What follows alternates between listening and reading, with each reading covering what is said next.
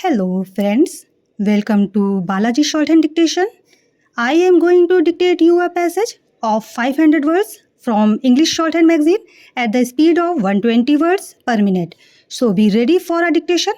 1, 2, 3, start. In order to perpetuate himself in the society and in the institution, being fully aware of the fact that he was going to attain the age of superannuation and his secretaryship would also automatically come to an end, an attempt was made by him to get his age extended and on the strength of the same to continue as secretary of the society after attaining the age of superannuation. Principal of the institution is not at all entitled to continue as secretary. Specific mention has been made that petitioner number 2 was secretary by virtue of being principal who happens to be an ex officio member, and once he attained the age of superannuation as principal, then he could be elected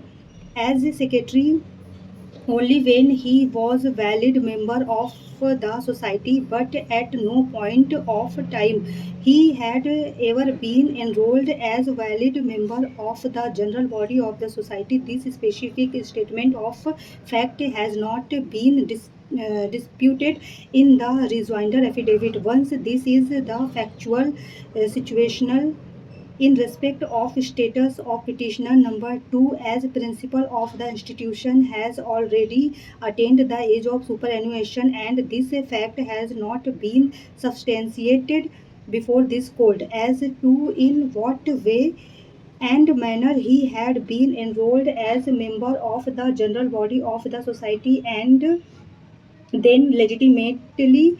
Petitioner number 2 has no grievance. The bishop who had accepted the request to act as chairman along with petitioner number 2 has already washed his sin by resigning and submitting later on 29 July 2010 regretting therein his deeds.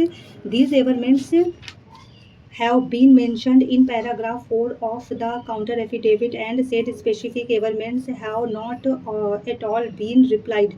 It was also highlighted and demonstrated that there was no quorum in the meeting held on 28 May 2007 in which amendments had been carried out. It is seen that 4 officers and 5 members of the society were present in the meeting.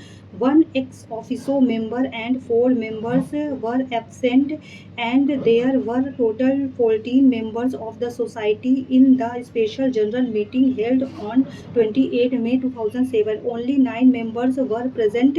Therefore, according to Rule 38 of the rules, at least 10 members were required to be present at the special general meeting held on 28 May 2007. In the absence of quorum laid down by Rule 38, neither the amendments could be passed in the special general meeting of the society, nor could the amendments made be registered by the assistant registrar. The above details, as noted in the order of the learned single judge, clearly show that there was no quorum in the meeting held on 28 May 2007 in which the amendments had been carried out. After saying so, the learned single judge correctly concluded that in such a situation and in this background, any interference with the order of the assistant registrar would amount of perpetuating